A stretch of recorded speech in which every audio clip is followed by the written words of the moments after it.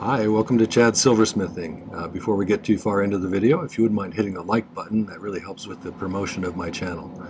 I also love it when people leave comments, so please leave a comment.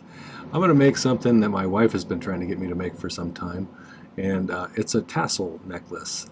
She has a few of them, and they generally have some kind of chain coming out of sort of a bell shape that is attached to a bail, to a necklace, or attached directly to a necklace in 2 points. So I'm probably just going to put a bail on it, but I have some ideas about how I'm going to do it.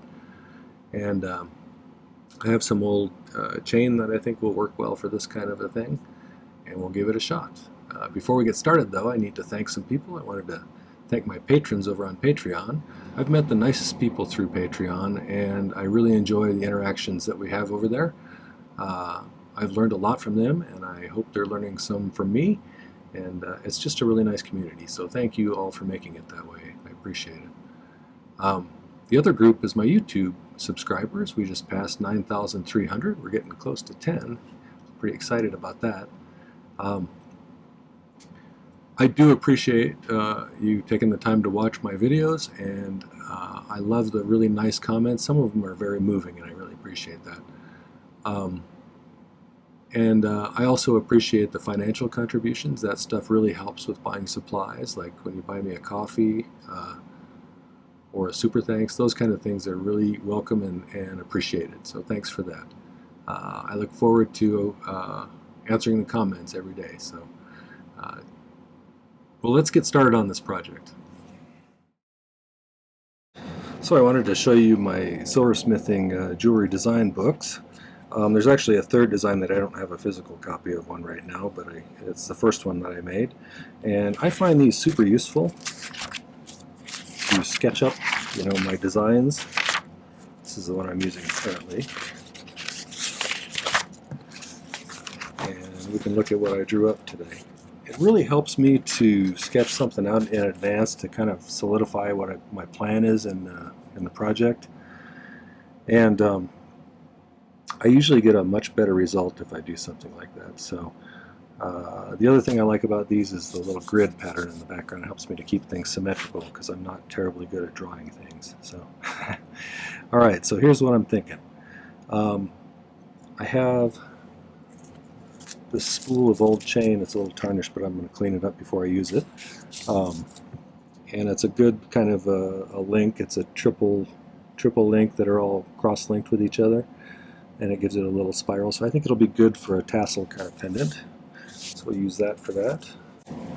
And I think what I'm going to do, this looks like a hamburger sort of, I'm going to make a tube out of 22 gauge sheet, and I actually did this, a piece of pattern wire right here to be this part, and I wanted to kind of get a size feel for how big I wanted to make it. That's why I did this first.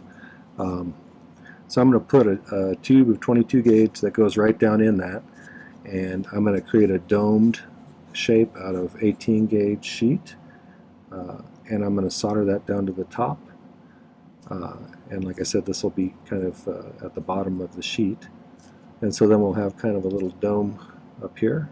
I'll make sure there's a hole right in the center of it. And I may add some decoration around the sheet part here. I'm not sure what. We'll see what looks good. On top of it, I'm going to do something a little ornate, and I'm going to make a circle out of, I think, probably 18 gauge round, and then attach some 16 gauge square that I have a little left over.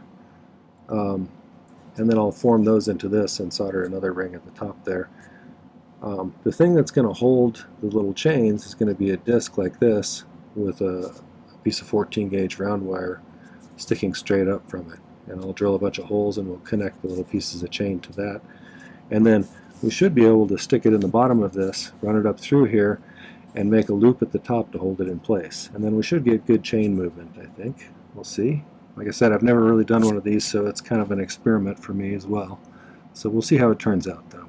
Like I said, I got this to start. I think we'll start by making our little tube out of 22 gauge. So let me grab some 22 gauge. Alright, should we do some calculating as far as how long of a piece of sheet I need? Generally, I'm just going to estimate today, but this is about 12 millimeters on the outside diameter. So pi times diameter equals circumference, and this is just a rough estimate, but pi is a little bit more than 3, so if you go 3 times 12 is, what, 36? So plus a little bit more, call it 40 millimeters. That'll give us hopefully enough to do this. Let's see if I can find a relatively straight spot. And I think this is, I don't know how tall I want this to be, but I want to have plenty of room to make it as tall as I want, so I think I'm going to go about 10 millimeters.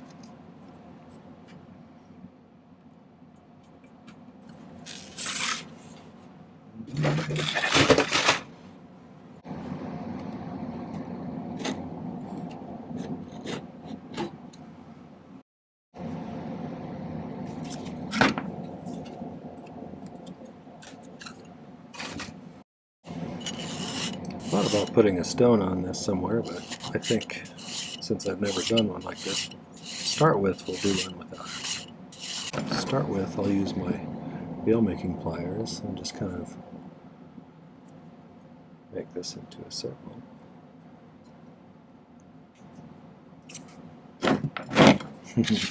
I added a way extra lot. So I'm going to try and gradually reduce the size of this until it just fits, or looks like it'll fit in there.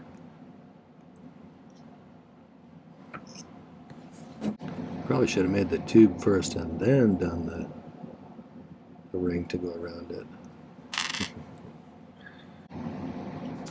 I'm going to go ahead and mark it a little bit shy of where they cross over. So a little bit since it's not quite small enough. So a little bit on this side of the line, and then we'll try and get a straight up and down cut there, but I'm going to unravel it a little bit.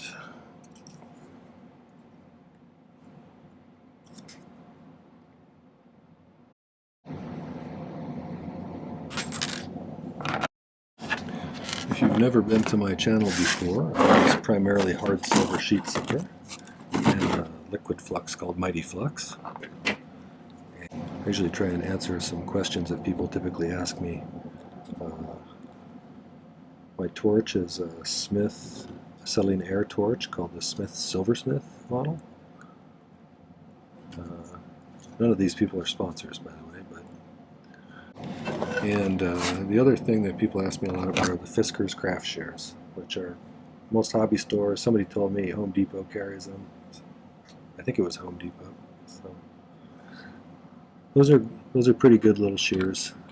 Up to a certain point, they'll cut sheet fairly well. I'm going to set this upright.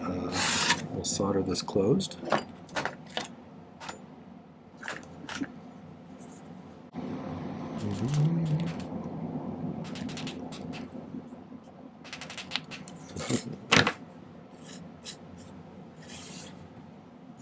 Somebody took note of my humming the other day. I don't really even notice that I'm doing it, but hopefully it doesn't bother you. Some people seem to like it, and some people just don't mention it, but it's hard to cut out all of it because I just do it inadvertently.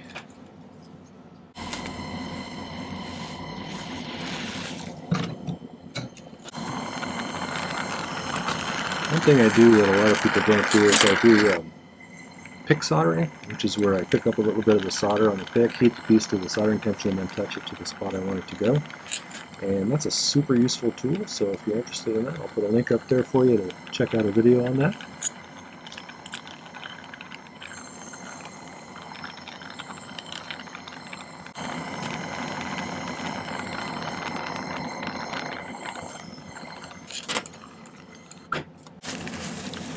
It really freed me up from making just two-dimensional sort of pieces. If we're still a little bit too big, we can just cut it right on the solder joint, take a little sliver off, and resolder it.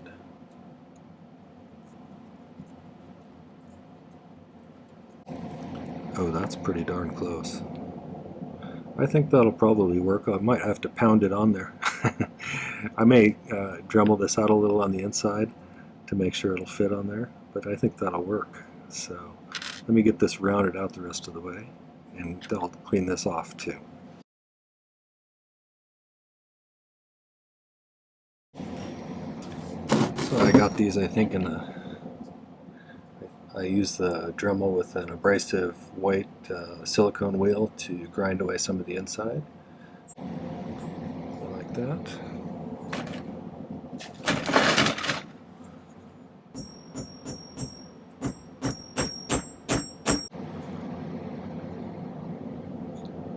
Okay, I'm just going to line it up right on the bottom there. And then I think I'll make a little pile of solder, flux this, set it on top of there, and heat it till it flows up in there.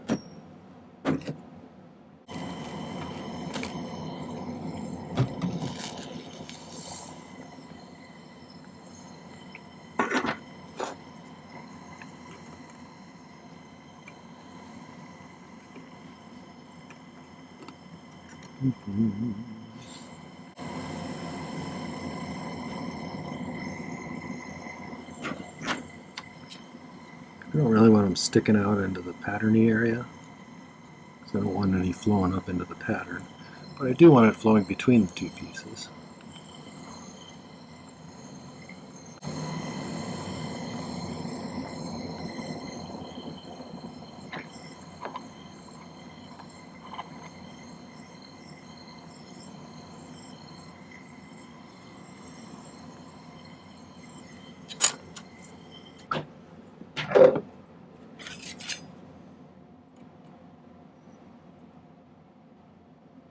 I'm going to add a little bit more.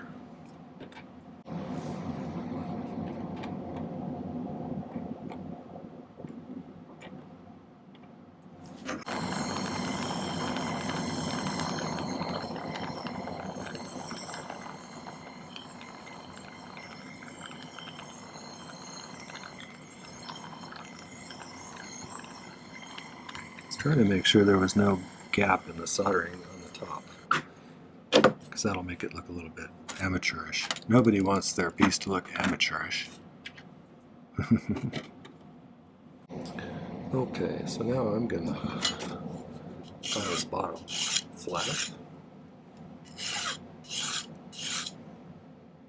I'm relatively sure I'm going to take this down a little bit shorter. I'm not 100% sure, but because I think when I have this disc that I cut to be the top, which I'm going to dome, I don't want it to be too super tall.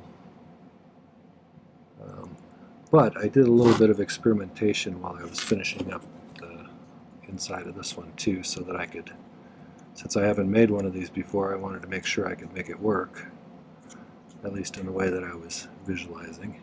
Because I need something that's holding those chains, because I'm going to have maybe 10 chains, 9 or 10 chains sticking out the bottom of this that I want to be all free moving. And so there needs to be something that they're attached to that I can pull up in there after I attach them. And so I need to make a disc with a post coming up, like I said in the beginning of the video. And so I did. I cut a little ring, or excuse me, a disc out of 26 gauge sheet so that it would fit right in here, even if it had a jump ring sticking out from it. And then I went and I drilled little holes around the edge with a very small drill bit. One that's just big enough for a piece of 20 gauge wire to go through. I'm not sure what the size is off the top of my head. But, so let me show you, I'll just do it real quick. There's some solder on the pad still. So I'm going to grab this piece of 14 gauge round, my tweezers, flex the end of that, flex my disc,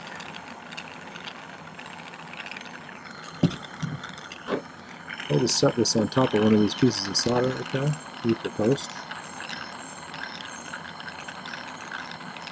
ball up a little bit of solder on the bottom. I just got to heat this disc up to the right temperature. Set that down there. Get it attached. I don't know if my aim was perfect on that one, but then I'm going to go over where I drill stuff. So let's go over there real quick.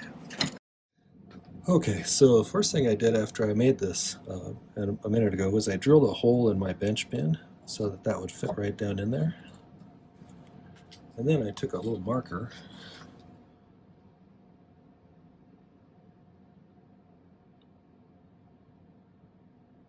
and I marked the dots all the way around it,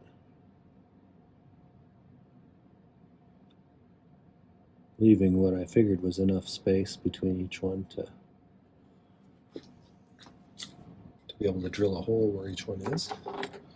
Then this wasn't soldered on perfectly straight, but I can kind of do that. I have to sit down. I did this, I drilled this hole in the pad so it'd be easy to hold it in place when I'm drilling these little tiny holes. And I'm going to use an ice pick to get a very small dent for each of these.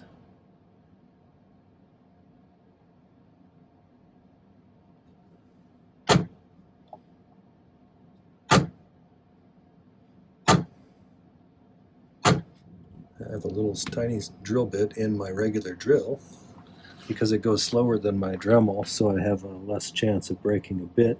Although, to be honest with you, I broke about 3 bits on, on the first one of these.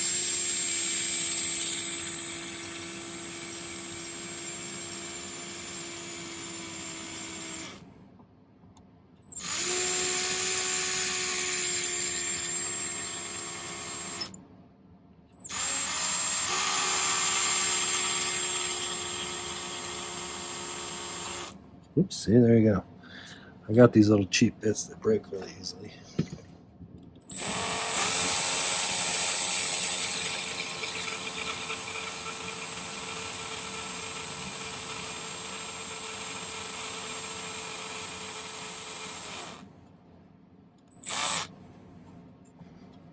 And then just work your way around.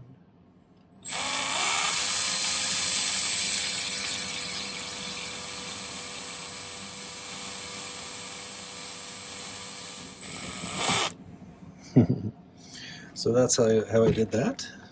So we'll go back and finish that little cone. One of the things I wanted to do for this top disc is to have a kind of a corrugated edge.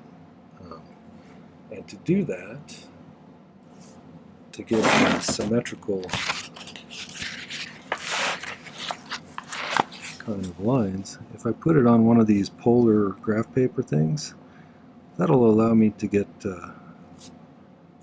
some marks made so I know where to file a little notch in each part. That'll help me to keep it sort of symmetrical. But I want it to not move around much, so I think I'm going to use a little piece of masking tape to kind of get it to stay in the center. It doesn't have to be super sticky, I just don't want it skidding around a lot.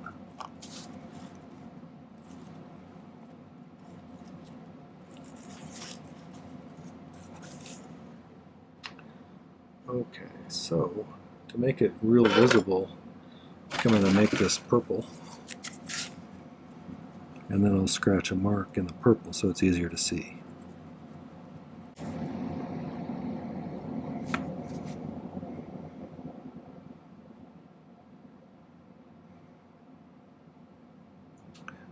Not sure whether I'm going to go every other one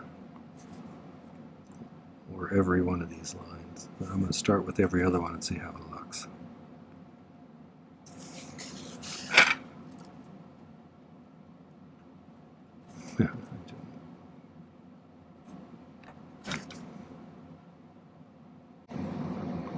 That's probably going to be enough.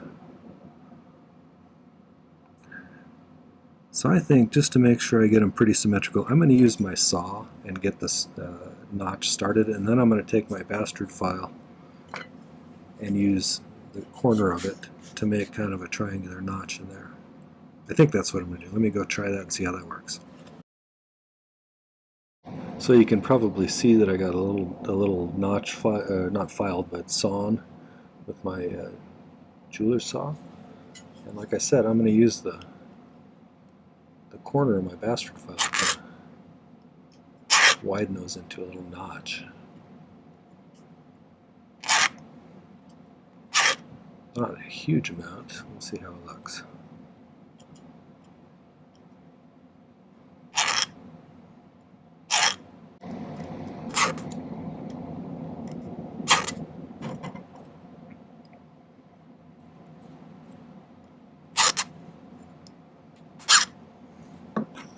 Okay, you can kind of see I got little notches all the way around.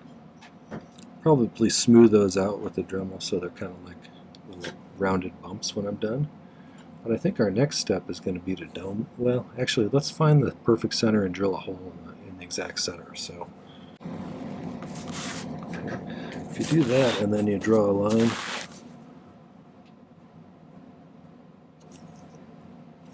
from corner to corner like this, you can use that to help line up the exact center by describing lines along those lines. Find my little T-pin there.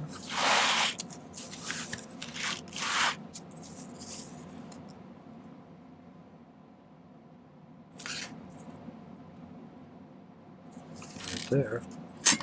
Oh, that's a little off. I can even see it.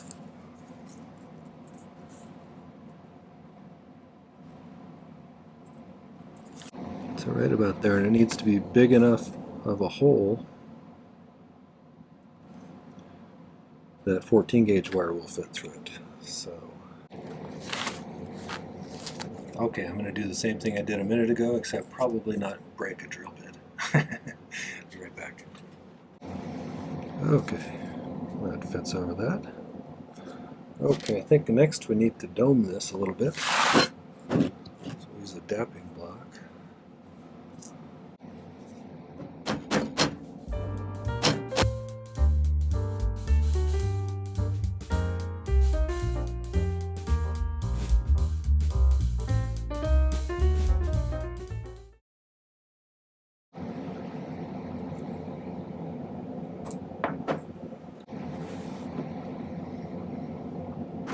Trying to decide if I want to put how wide I want that, because I can take that significantly shorter, and also whether I want to add any decorations. I don't know. I'm going to file it down for a while and then I'll make that decision. So maybe a little bit before I'm done with this thing. I'm not going to make you watch me file this.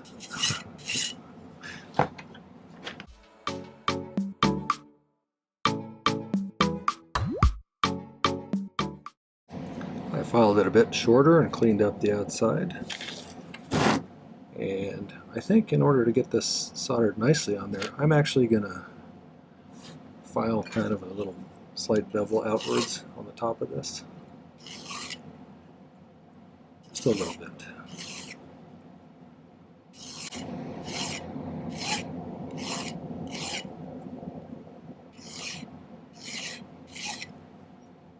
I think I'm going to use the softer block, the magnesia block. Kind of push this down in. So it's unlikely to roll around or anything. And I'll flux it, and I'm going to probably put a few pieces of solder nudged up against there on the inside. That should prevent us from getting a lot of slop on the outside, I think. So I'm going to heat this lightly so that flux gets a little gooey. And I should be able to push those up against the sides if I don't knock this over.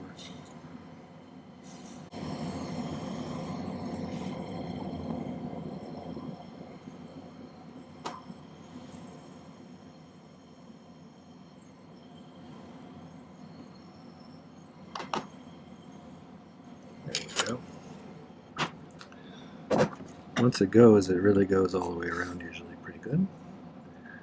That's looking pretty cool. Looks relatively straight. Not perfect, but relatively straight. Not bad for a first try. The other thing I was going to put on the top is a little decorative thing like this out of 14 gauge square wire. And so I cut a little 18 gauge ring to put in the middle to go right over that hole, and I'm going to solder these pieces of square wire to the outside edge of that, sticking out. and I'm not sure how long I'm going to make them yet, but I'll cut them off to whatever length I need afterwards.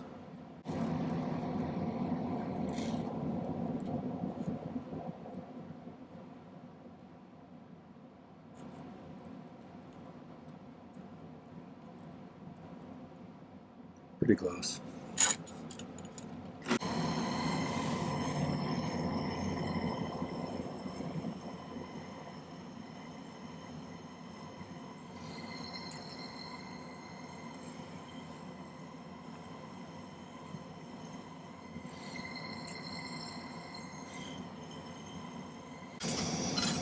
Alright, let's see if I can do some shaping that is pleasing.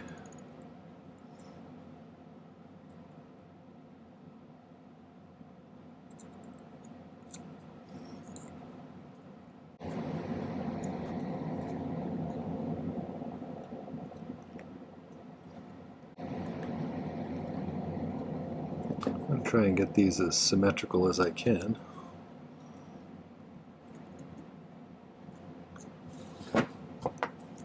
This upper part here.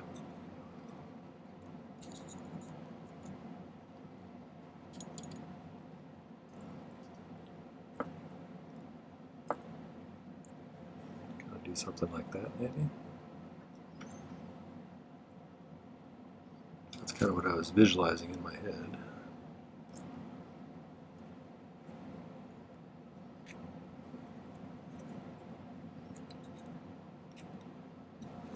See what I'm doing there.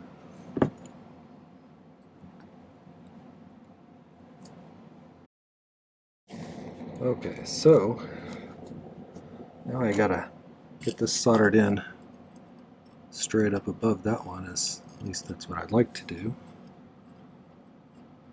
So I think I'm gonna sweat some solder onto the little ring so there's plenty of solder there.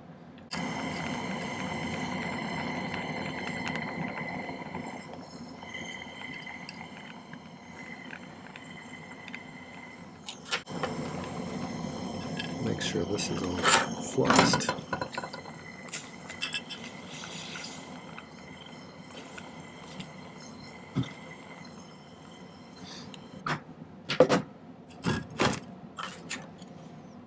I am unsure if this is going to work. However, I'm going to try it.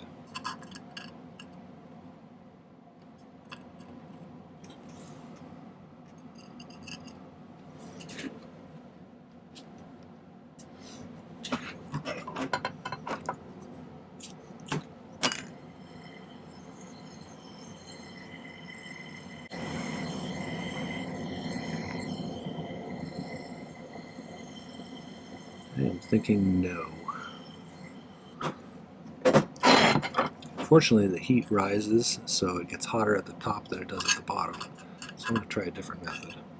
I think if I push it in like that, nothing can move as easily.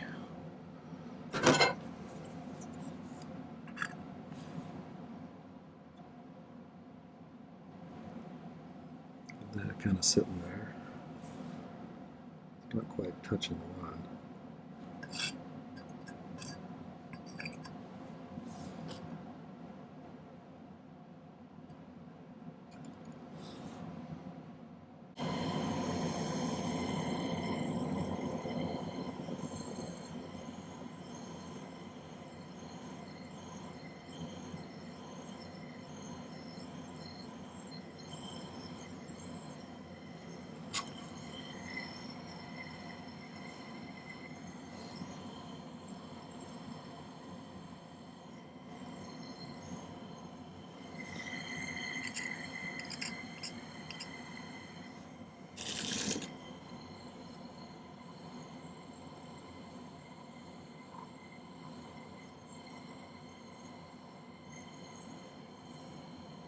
We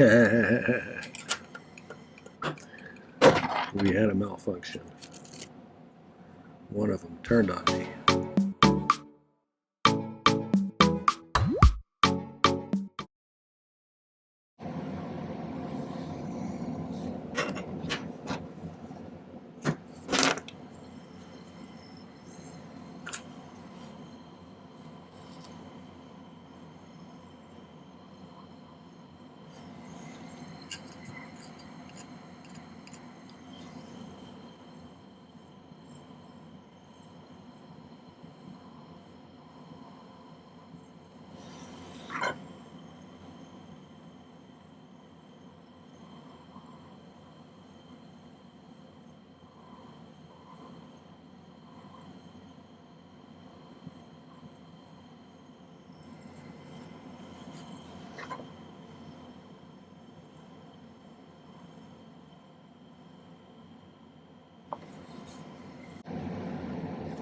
I think with a little bit of creative dremeling and stuff, I can make that look pretty symmetrical. It's not bad, considering one fell off. But, you know, I've had worse problems happen. I'm going to file this bottom flat here.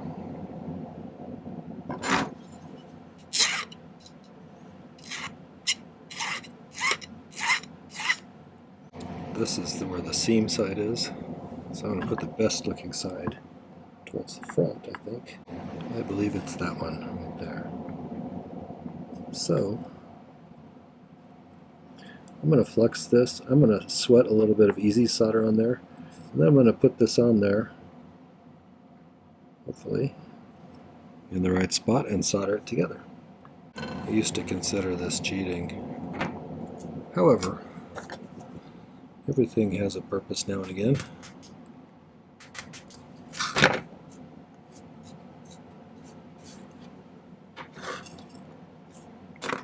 See if we can do this.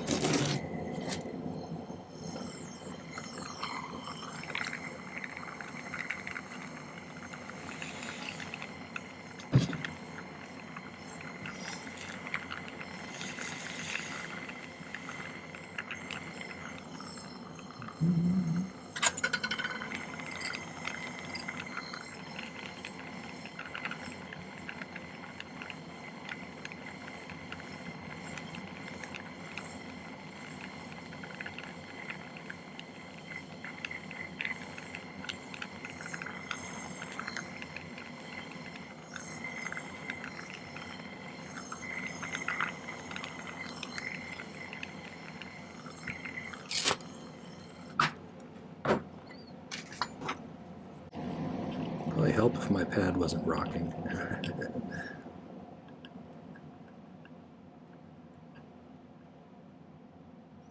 If this soldering pad's rocking, don't come a knocking. Okay, see what we can do here. I'm going to keep most of the heat down low where most of the mass is, and keep a real close eye on that easy solder. See when it reflows.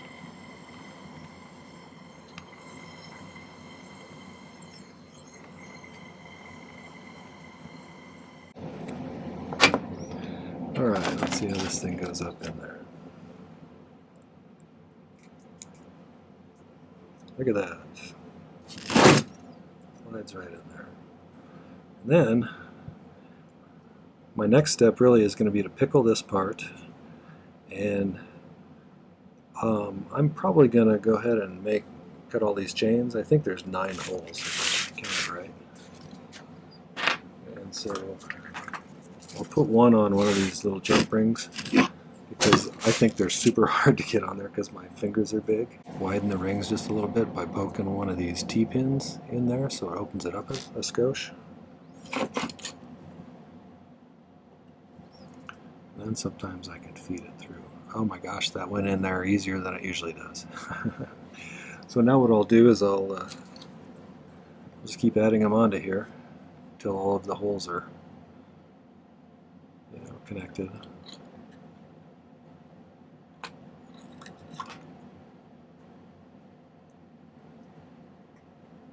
we go.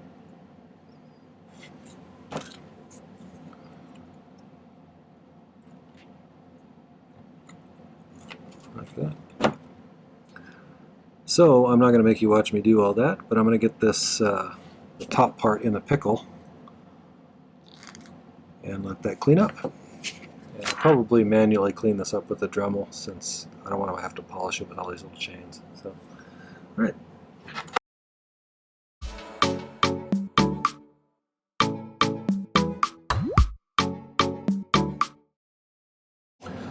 So I got this polished up pretty well, and I think it's time to put this all together. This is a pretty close fit in here, and if I want those rings to go up there, and I do, here's what I figured out I could do. If I hold the, I can't really show it. Let me show it before I put it on there. If I spin this like this, well, I'm kind of putting a little pressure on it. You can get all the rings lined up in the same direction like that. And kind of do that. And then you should be able to get it in there a little bit better. See, now the rings are concealed. I made this one a little bit tight, but I didn't want to get too much smaller of a disc there, because that was going to be really hard to drill little tiny holes. So, last thing is going to be to put a loop on the top of this. I'm trying to hold this in there tight while I do it.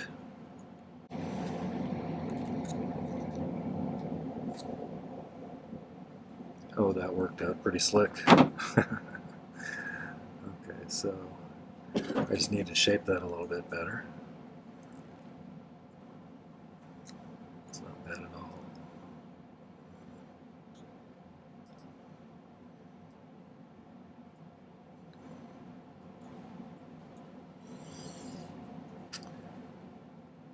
So I think that looks pretty good.